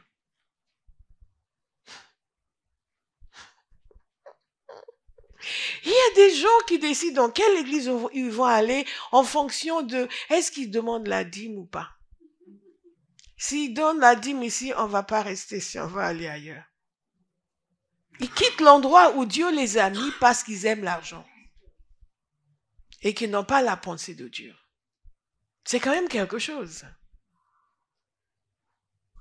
Je connaissais quelqu'un qui, quand on était jeune, c'était un des sujets de discussion en continu. Il voulait toujours argumenter avec moi sur la dîme. Il voulait me convaincre que ce n'était pas ça. Je n'étais pas pasteur à l'époque. Mais Dieu m'a convaincu que c'était ça. Et lui, il voulait argumenter. Il faisait plein de recherches. J'aurais aimé qu'il fasse autant de recherches sur la justice, sur la droiture, sur l'amour. Beaucoup de recherches sur la dîme pour prouver que non, on ne doit pas la donner. Do what you want. Fais ce que tu veux. Fais ce que tu veux. Fais ce que tu veux. Mais la parole de Dieu nous dit ici, nous pouvons apporter nos enfants de bon cœur quand la pensée de Dieu concernant son Église nous a envahis. Et nous voulons mettre ce que nous avons à sa disposition. On ne peut pas être généreux envers le Seigneur quand son intelligence n'est pas renouvelée. Vous me suivez? Je continue ma lecture.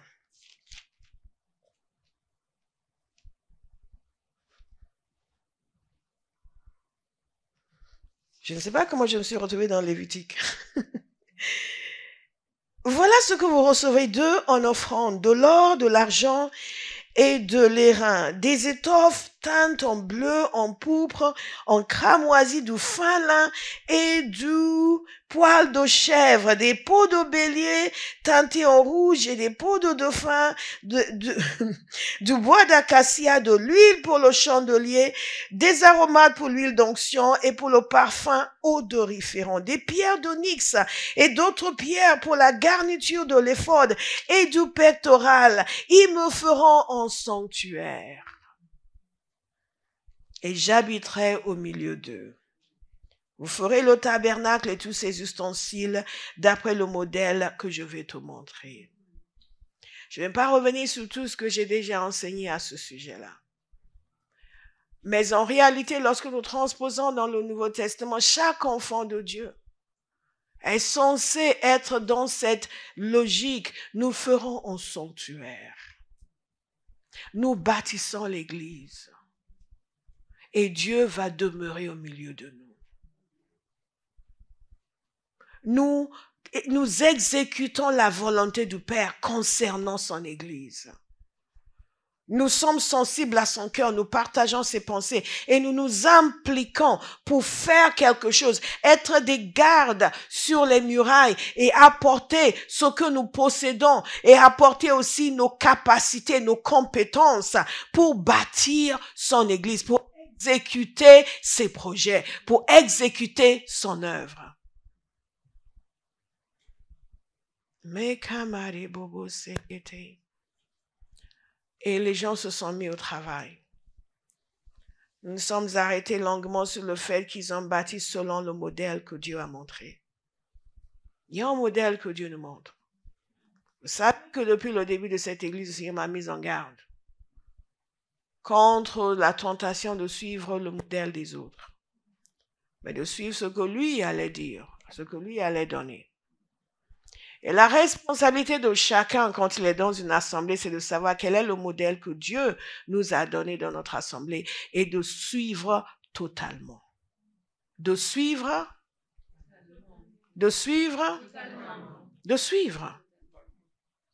Et ce qui est frappant et que nous avons souvent évoqué, c'est le fait que quand Moïse est allé voir ce qu'ils ont fait, ces gens, à Bethsalel et Oholiab, ils avaient les pensées de Dieu.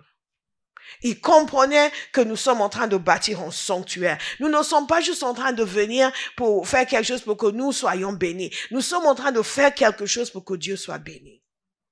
Et que sa volonté soit faite. Cette église à Bauhaus existe pour que le Seigneur soit béni et que sa volonté soit faite. Pas que vous soyez bénis. Mais dans le processus, vous êtes bénis. N'est-ce pas? Hier, nous nous sommes rassemblés pour faire sa volonté. Pour libérer sa puissance, pour guérir les gens qui étaient malades. Mais nous sommes tous sortis bénis. Vrai ou faux? Lorsque nous nous mettons à disposition pour exécuter sa volonté et que nous le faisons de bon cœur, nous sommes toujours bénis. La bénédiction de l'être humain réside dans l'obéissance envers Dieu. Pas dans le fait de clamer la bénédiction, de la réclamer. Combien de fois les gens viennent en visite ici? Oui, pasteur, priez pour moi parce que ceci, cela. Je prie pour vous, vous êtes donc l'église. Oh non, je ne vais pas vous trouver une église. Oui, mais vous savez, moi, les églises, et je vois quelqu'un que je ne peux pas aider. Parce que Dieu a établi l'assemblée locale comme le lieu où nous le servons et nous sommes bénis. Mais nous ne pouvons pas faire que pour être bénis. Nous devons faire pour le servir. Et quand Moïse est allé voir, il a vu que ces gens ont travaillé de bon cœur. Et non seulement ils ont travaillé de bon cœur, ils ont travaillé avec excellence. Et Dieu a eu plaisir à bénir les œuvres de leurs mains, parce qu'ils n'étaient pas indifférents. Pour terminer, quelques versets sur l'indifférence. Dans Jacques chapitre 4, verset 17. Si donc quelqu'un sait faire ce qui est bien et ne le fait pas, il commet un péché. Il y a de ces péchés qui sont dus au fait que nous avons fait ce qu'il ne fallait pas. Mais la parole de Dieu nous dit que lorsque nous ne faisons pas ce qu'il faut, nous commettons un péché. Et ce péché-là, beaucoup en sont coupables. Ils ne s'en rendent même pas compte. Si donc quelqu'un sait faire ce qui est bien et ne le fait pas, il commet un péché. Je vous ai parlé du zèle de Jésus. Et nous sommes imitateurs de Christ. Donc le même zèle qu'il a habité pour l'œuvre du Père doit nous habiter aussi. Et une fois, quelqu'un a demandé à Jésus quel était le plus grand commandement. Et il a répondu et Jésus a validé ce qu'il a dit. Mais ensuite, il a posé une question. Parce que aimer Dieu, aimer son prochain, il a dit, mais qui est mon prochain?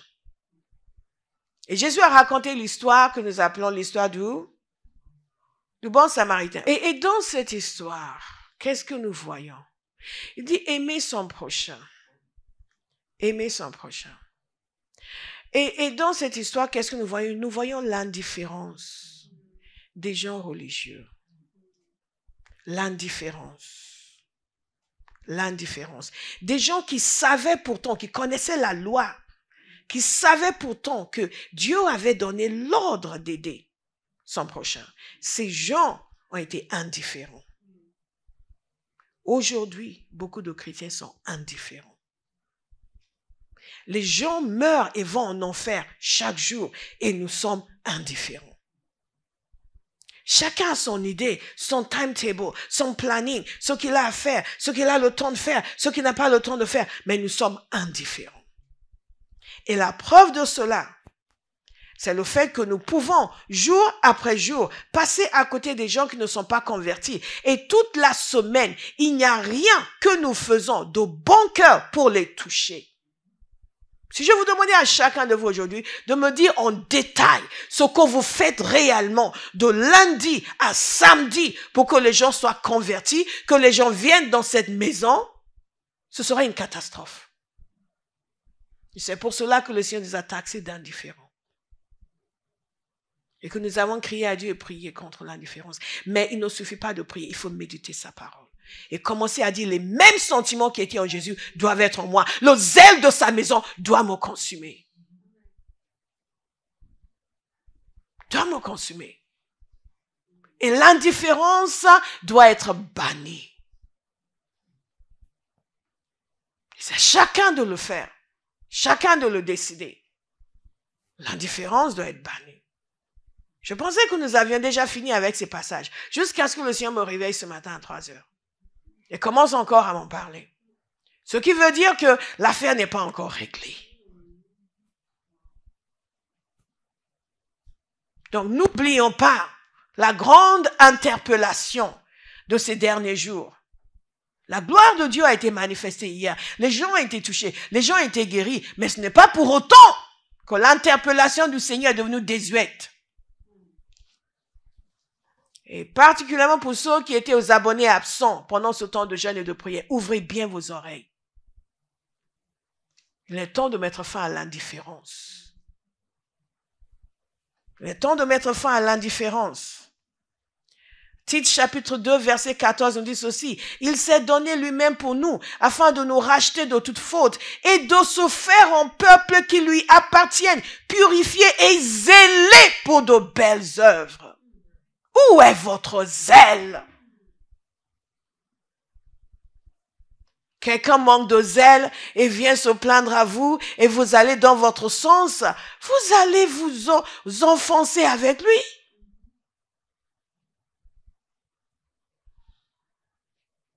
Que Dieu donne à chacun un détecteur de bêtises. Je vous assure.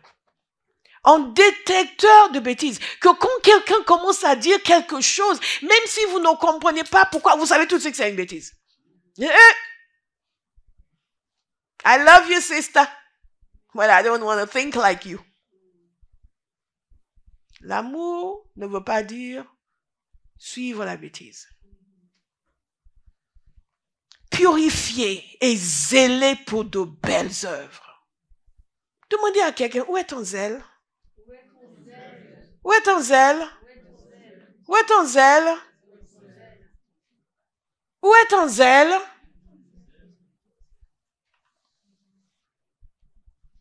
Romains 12, verset 7. Notez ces versets, s'il vous plaît, parce que nous voulons changer notre manière de penser. Et ce passage nous dit, je prends presque au milieu, il nous dit ici, que celui qui enseigne se donne à son enseignement. C'est ce que je vous ai dit précédemment. On se donne.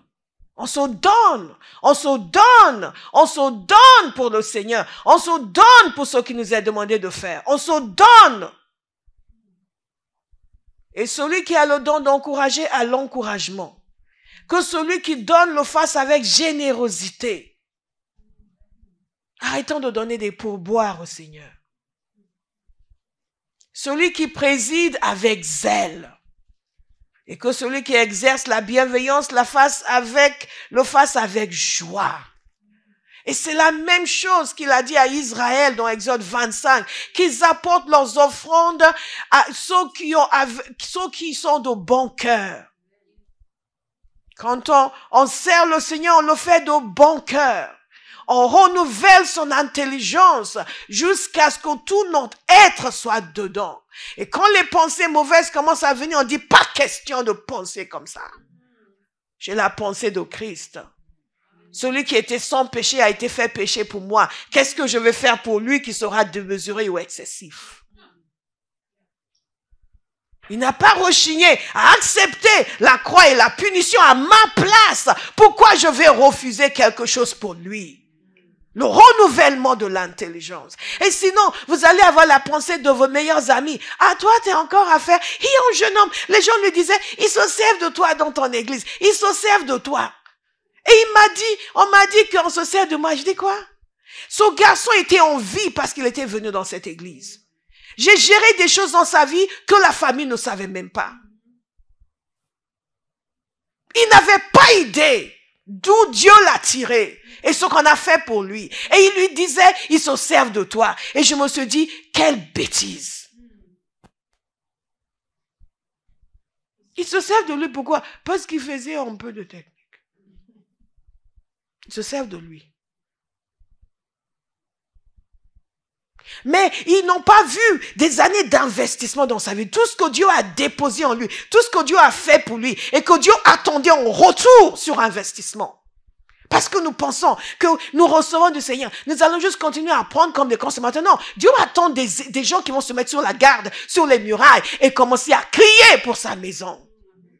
Dieu investit en chacun de nous et il attend un retour sur investissement. Nous ne sommes pas sur terre pour prendre de Dieu. Nous sommes là pour recevoir et donner. Qu'est-ce que vous donnez? Et les gens vont se plaindre. À chaque difficulté, il y a une grâce pour surmonter. Tout ce que le Seigneur me dit que je dois faire, qui me paraît énorme, je dis, I receive grace. I receive grace. I receive grace. Parce que je sais que c'est une occasion pour amplifier la grâce qui est sur ma vie. I receive grace. I receive grace. Et quand il y a des gens, mais comment tu arrives? Dieu fait. Romains 12, verset 11. Ayez du zèle et non de la paresse. Soyez fervents d'esprit et servez le Seigneur. Dites à quelqu'un, aie du zèle. Sois fervent. Sers le Seigneur. Dites encore à quelqu'un d'autre. Aie du zèle. Et non la paresse. Sois fervente. Sers le Seigneur. Alléluia. Maintenant, dites-le à vous-même. J'ai du zèle et non de la paresse. Je suis fervente. Je sers le Seigneur. Alléluia. Méditez là-dessus. Méditez là-dessus. Déclarez-le sur vous-même. La prochaine fois que vous avez envie, comme notre bien-aimé, et c'est exposé la semaine dernière, donc je l'ai exposé totalement, que vous avez envie de venir voir le pasteur pour renégocier, pour dire que vous ne pouvez pas faire quelque chose que vous avez de faire. Parlez-vous à vous-même. Parlez-vous à vous-même. Dites Béatrice, aie du zèle. Sois fervente. Sers le Seigneur. Surmonte cette difficulté. Trouve la solution en Dieu. Et avance. Sois l'agent de solution. Alléluia. Je peux toutes choses. Alléluia. Mais nous le faisons parce que la pensée de Dieu nous habite. Donc, tout en reconnaissant nos limites, il n'est pas question de céder à nos limites. Parce que ce que Dieu veut brûle à l'intérieur de nous et nous sommes décidés que l'agneau qui a été immolé va recevoir la récompense de ses souffrances. Décidés. Dans Proverbe 24, verset 11, il nous a dit ceci. Délivre ceux qu'on traîne à la mort. Retiens ceux qu'on amène tout tremblant pour les tuer. Si tu dis, ah, nous ne savions pas, celui qui évalue les cœurs n'a-t-il rien compris? Celui qui veille sur toi ne sait-il pas tout? Il paiera à chacun le salaire de ses actes. N'oubliez jamais, quand Dieu attend quelque chose de nous, nous devons avoir l'empressement pour lui donner. Et ne pensez pas que Dieu attend de vous ce que vous croyez en mesure de faire. Non, Dieu attend de vous ce qui est sur son cœur. Ce qui est sur son cœur. Et parfois, vous allez voir un besoin et vous pensez que vous n'êtes pas apte.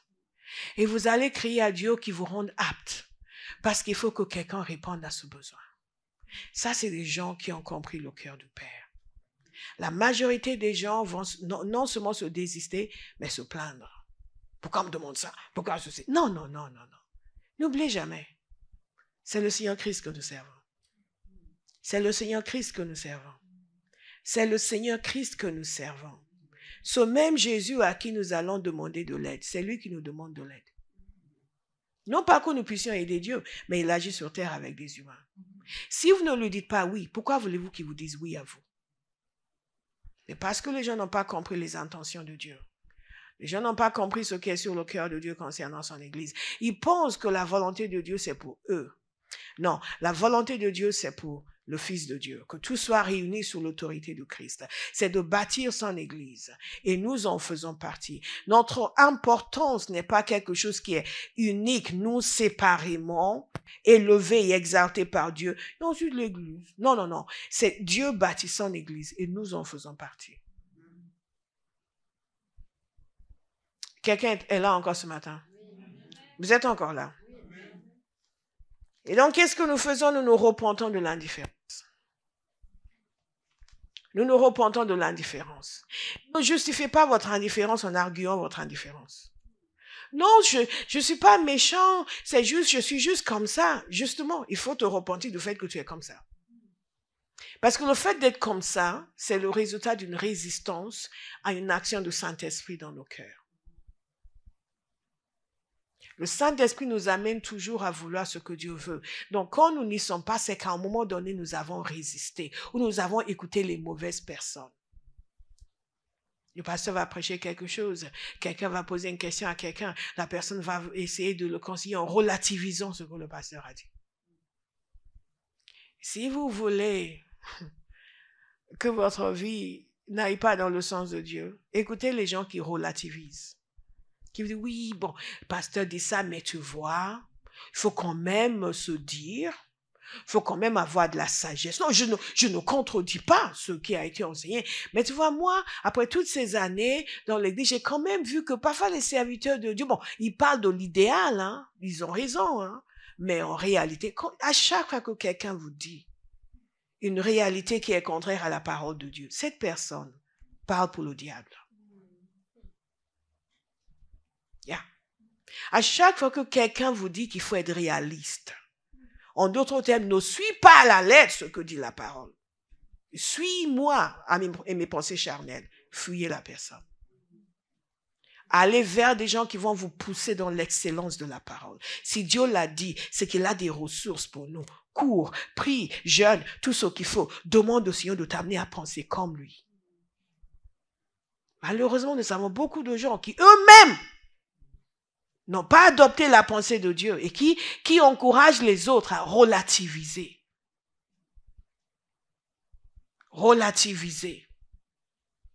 Non, mais tu vois, moi je comprends pourquoi les serviteurs disent ça. Et le pasteur a raison de dire ça. Mais quand même, hein, quand on a vécu un peu, on sait que, parce que le pasteur n'a pas vécu. Vous comprenez? Le pasteur n'a pas vécu. Le pasteur est sorti d'une cave. Caché là, couvert par la gloire de Dieu. Et juste sorti dans le monde pour dire des choses spirituelles.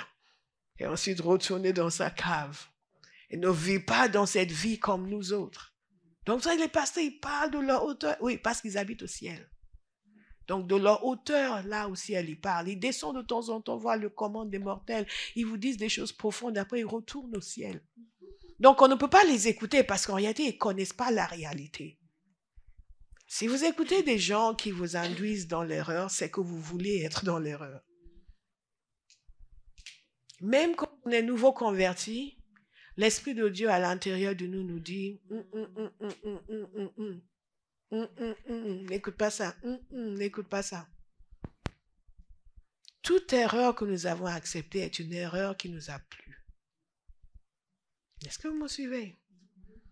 Donc Jésus nous demande d'abord, ce n'est pas une parole générale, c'est une parole pour nous, de mettre fin à notre indifférence.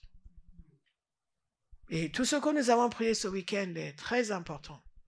Et si vous n'étiez pas là, vous avez intérêt à vous mettre à genoux et prier.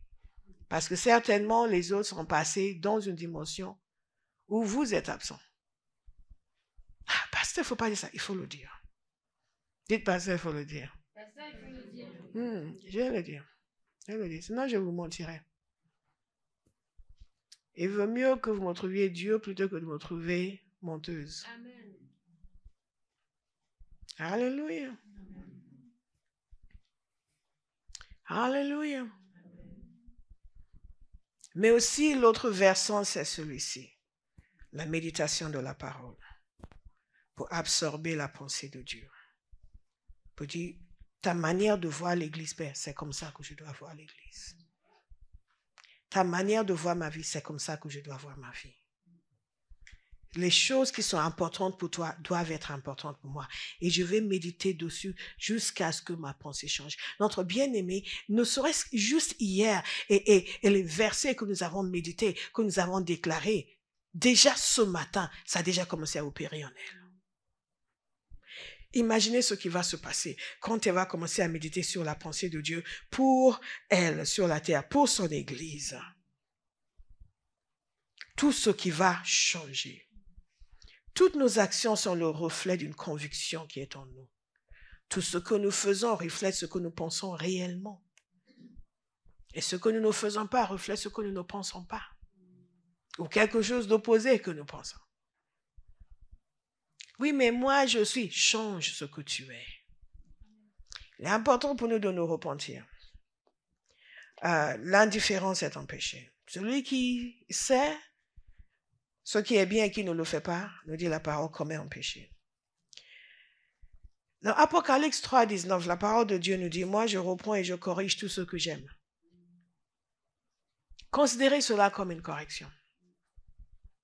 Considérez cela comme une correction. Moi je reprends et je corrige tout ce que j'aime. Aie donc du zèle et repens-toi. Aie donc du zèle et repens-toi. J'ai un accord avec le Seigneur. Et cet accord, c'est que mon feu ne diminue jamais. Que le zèle de sa maison me dévore en permanence. Quand je commence à manquer de zèle, qu'il me secoue. Et il me secoue sérieusement. Il a le droit d'enlever le sommeil. Il a le droit de faire tout ce qu'il faut pour que ce zèle pour sa maison ne diminue jamais. Pour moi, ce serait la mort. Que d'être là et n'avoir aucun appétit pour ce qui est important pour Dieu. Que d'être là et ne désirer aucunement être une bénédiction pour son œuvre. Et considérer des affaires personnelles comme plus importantes que ce qui est important pour Dieu. Ce serait la mort. Ce genre de dissonance est inadmissible. Parce que la parole de Dieu est là pour nous amener à penser comme Dieu.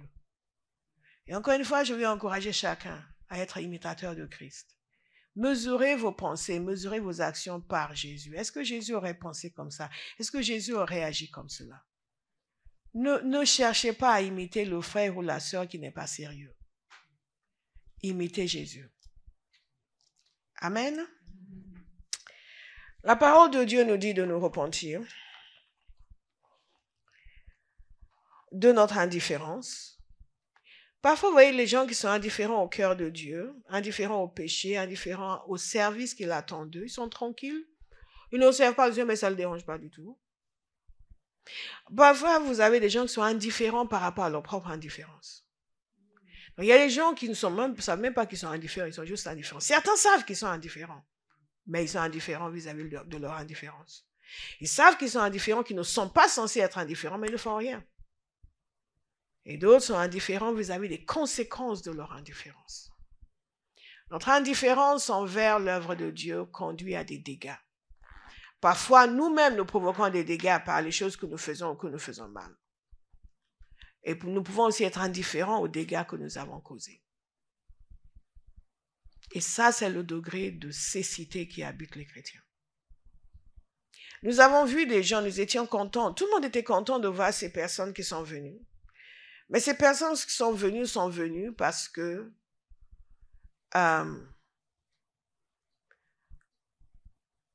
quelque chose a été fait que j'ai demandé depuis des années qu'il soit fait. Que les gens qui devaient le faire ont fait la sourde oreille. Et même là, cela a été fait très moyennement et pas du tout sérieusement et pas du tout comme ça aurait dû être fait. Mais en dépit de cela, ça a quand même permis à ce que des personnes viennent. Maintenant, imaginez les dégâts qui ont été causés par le fait que ça n'a pas été fait depuis tout ce temps. Par le fait que les consignes n'ont pas été respectées, que les instructions n'ont pas été respectées. Imaginez tous les gens qui auraient dû être guéris. Imaginez tous les gens qui auraient dû être touchés. Vous dites, pasteur, vous essayez de nous culpabiliser. Non, j'essaie de vous amener à voir clairement la conséquence de l'indifférence. La conséquence de l'indifférence. Vous savez, si vous êtes indifférent par rapport au fait que vous êtes censé aller travailler au McDo, vous n'y êtes pas allé, personne ne va mourir. Ils risquent de vous virer, ils vont mettre quelqu'un d'autre à votre place, mais ça va conduire à la mort de qui que ce soit. Mais si vous êtes pilote d'avion et que vous êtes tellement indifférent que vous arrivez éméché, vous risquez de détruire des vies. En tant que chrétien, ce que Dieu nous a confié est quelque chose qui si nous sommes indifférents, peut conduire à la destruction de vie. Et ça, c'est quelque chose que nous ne voyons pas. C'est quelque chose que nous ne voyons pas. Nous pouvons être indifférents dans l'exercice du ministère pastoral et ne pas faire le nécessaire pour prier, pour jeûner, pour chercher la face de Dieu et délivrer des paroles qui ne changent pas les vies. Et que les gens viennent, ils sont affligés, ils restent affligés. Madame ici qui a témoigné de sa guérison, elle sera toujours malade. Ses enfants seront toujours malades. Est-ce que vous me suivez? Beaucoup d'entre vous qui êtes arrivés ici, certains sont arrivés déprimés, aujourd'hui sont remplis de vie et de joie, vous serez toujours déprimés. Certains sont arrivés ici, ne savaient même pas comment prier sérieusement, sont devenus des as de la prière. Vous seriez toujours au même niveau. Je veux que vous compreniez les conséquences de l'indifférence. Parce que l'indifférence, nous pouvons tous être indifférents. Le serviteur de Dieu aussi peut être indifférent à votre sort, peut être indifférent à votre vie, peut être indifférent à votre guérison, peut être indifférent à votre transformation, peut être indifférent à la guérison de vos enfants, de votre famille, de près comme de loin. Et vous serez tous dans le même état. Pensez à tous ceux que vous êtes censés toucher. Dans quelle mesure est-ce que votre indifférence a fait en sorte qu'ils sont encore dans le même état? Dans quelle mesure est-ce que votre zèle leur a permis de sortir de la situation où ils sont et de rencontrer Jésus et d'être délivrés, d'être guéris, d'être restaurés? Dans cette entreprise du salut, nous avons une grande responsabilité. Dans cette entreprise du salut, nous avons une grande responsabilité. Dites à votre voisin, tu as une grande responsabilité. Donc, chaque manifestation de l'indifférence peut conduire à la destruction d'une vie. Tous nous pouvons être indifférents. La mise, quand elle est arrivée ici, j'aurais pu être totalement indifférente. Peut-être qu'elle sera parfaitement rétrograde aujourd'hui. Je ne dis pas que sa délivrance dépend de moi. Simplement, chacun de nous, nous avons un rôle à jouer.